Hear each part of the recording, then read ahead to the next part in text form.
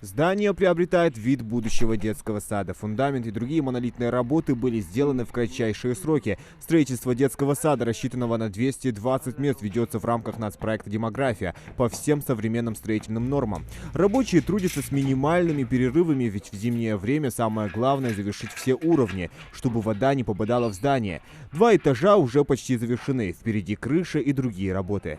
Первый этаж, кладка полностью завершена. Внутренние перегородки и наружные стены.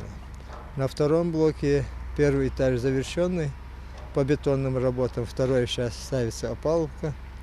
На первом этаже процентов 60 кладочные работы тоже завершены.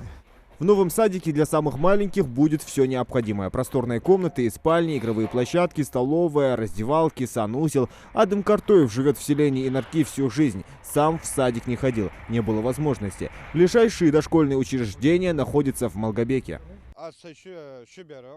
Я своих 2 детей вожу в садик в город. Сейчас старший уже в школу переходит, а девочке еще 2 года ходить. Строители обещают сдать садик через год. Для нас это огромный подарок. Мы часто ездим сюда смотреть. Вопрос дошкольного образования, в частности ясли, поднял в своем послании к Федеральному собранию президент России Владимир Путин, отметив, что для молодой семьи очень важно устроить ребенка в ясли. Но сейчас это для многих является невозможным. Так, в рамках политики поддержки семьи было принято решение о создании 225 тысяч дополнительных мест в яслях. Мы уже обеспечили практически повсеместную доступность детских садов. Но до конца 2021 года нужно полностью решить проблему с яслями.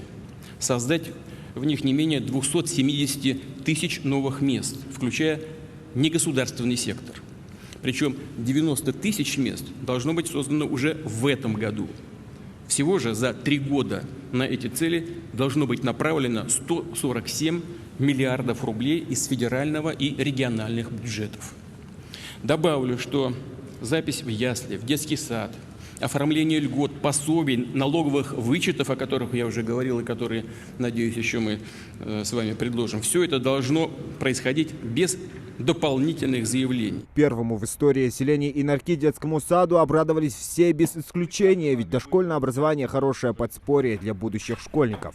А новые рабочие места смогут обеспечить работой местных жителей. У меня ребенок ходит в городе, садик. Нам трудно бывает его возвозить туда. К тому же у меня у самой дошкольное образование. Я надеюсь, что я смогу туда устроиться. То, что будут там рабочие места. Мы очень рады, что у нас строится садик. Давно хотели, просили все, говорили об этом. Это была очень актуальная такая тема, проблема сегодняшнего дня нашего села. Конечно, это очень большое подспорье, особенно молодым родителям, которым на сегодняшний день приходится возить детей в садики в седах города Малгобека. Несмотря на хорошие темпы, работы еще много. Ландшафт территории, на которой возводится объект, непростой. Полностью за вторым блоком полностью надо мне срезку сделать 2 метра земли, перенести сюда, вниз.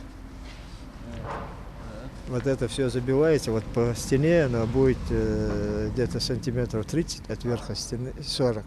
Вниз полностью забивается землей, чтобы сделать здесь площадки игровые. Объект ведут в эксплуатацию уже в этом году. Детский сад в селении Инарки станет настоящим подарком прежде всего для родителей.